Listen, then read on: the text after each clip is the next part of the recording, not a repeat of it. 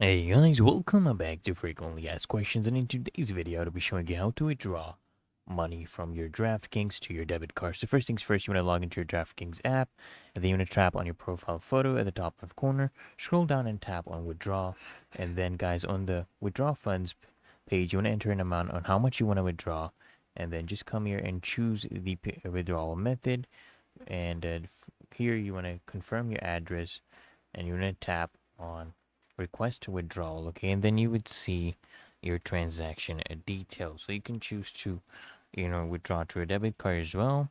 You can just add that as a payment method when you come right there, or you can also come and do this on your desktop or laptop. Same process. Click on your profile, click on account information, and then guys, what you're going to be doing, click on withdrawal right here. All right, enter the amount you want to withdraw, and then click on continue.